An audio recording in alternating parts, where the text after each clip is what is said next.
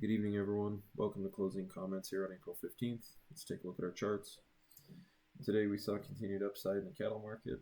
Price came out today with a break above our prior week's high and price pushing up into the $2 range.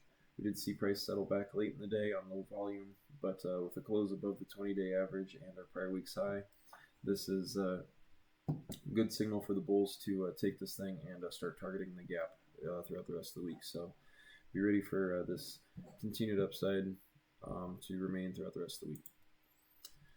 Feeders today saw more upside as well. Feeders were able to close this prior gap from the April 3rd, April 4th breakdown. This is a good spot to reclaim some of that and get more traction above the 20-day average. We should see the bulls continue to grind this thing higher as the feeders set their sights on that $3 mark. Look for that trend to continue. Corn saw continued pullback today, with prices dipping down to the 480 mark here on the May contract. We are in the process of rolling into this July contract, so we'll be switching over to take a look at these levels. The levels remain the same, the numbers just are slightly different.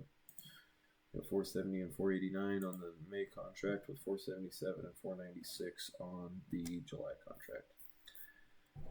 This pullback is healthy after this recent breakout we've seen. We'd like to see price pull back into these averages and find support somewhere in the 480s.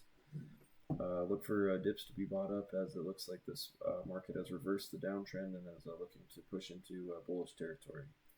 Dips will be seen as buying opportunities. Look for the bulls to pick this thing up and march back towards the $5 mark in the near term.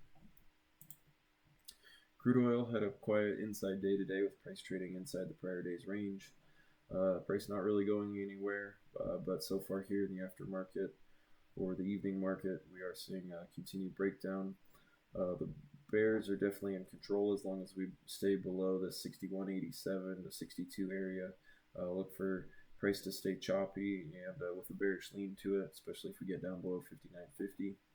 I would like to see a pullback still up here into the mid 60s, and that could come, but at the moment, price is just still feeling a little bit heavy and could be testing some of this prior range we've been in. Choppy market, shorts would be better suited to look for shorts at a lower risk entry point up here in the mid 60s rather than dealing with some of this mess we're seeing down here. But in the meantime, bears do have the upper hand here.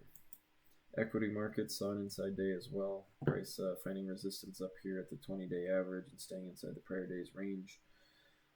We did see a late breakdown, which gave the bears a bit of an advantage here, and as we are seeing throughout the Asian session and the European Open here, we are seeing prices push down below this 5,400 level and 5,391, which is an area we marked out yesterday. If the bears get traction below here, we could see prices dip back down into the low fives in a hurry, so be ready for that volatility to come back in the near term. Same story over here in the NASDAQ and the Dow. Nice quiet tight range days compared to our recent action, but the lows are starting to give out on some of these prior day lows. Look for the downside to continue. That's all we got for tonight. Have a good evening.